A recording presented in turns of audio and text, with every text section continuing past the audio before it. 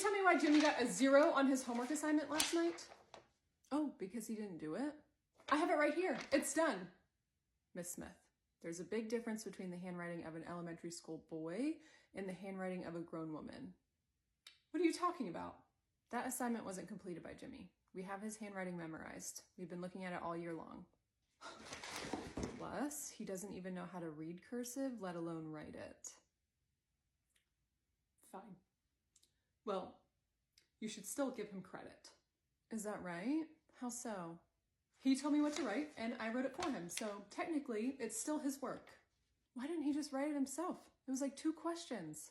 Well, his hands were too tired from playing video games to write it himself, so I didn't mind helping at all.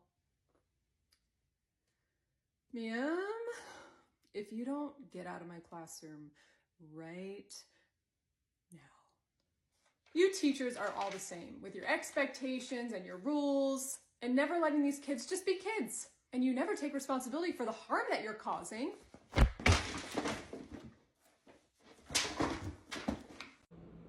sweet girl, can I talk to you out in the hallway real quick? Why do we have to go out in the hallway? Why can't we just talk here? I'd prefer if we talked outside in the hallway because it's about something medical and it needs to be private. Nah, I'm not moving. Okay. Well, we think you might have a really bad eye infection. We've called Mom 7 times already and she hasn't answered. I have an eye infection? Okay. The whole class is looking at you now. Can we please go out in the hallway and talk about this? I said no. All right. Well, we're going to see if Dad can come pick you up. Whatever.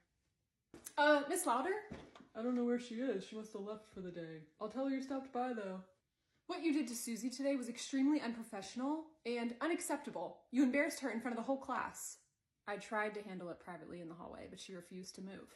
She was the one that loudly shared with the class what was going on. You made a big deal about nothing. It's just her chicken pox that are making her eye red like that. Her what now? And you sent her home for nothing. After talking with the principal, I was told to send her home. Well, why didn't you call me? I called you 7 times, lady. Why didn't you answer? I must have not seen it. Maybe you're the one with the eye infection then. Now keep your terror tot at home until she's ailment free.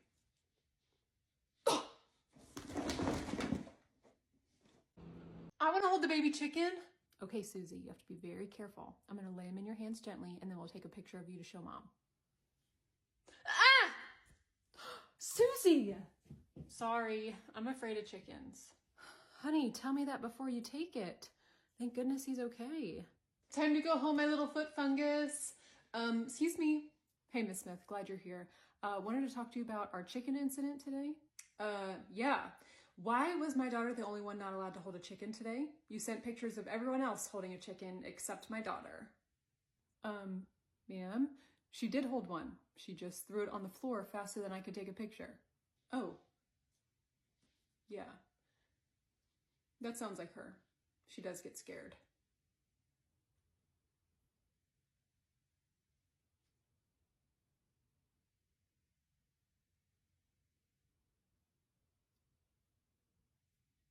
I hope the chicken's okay.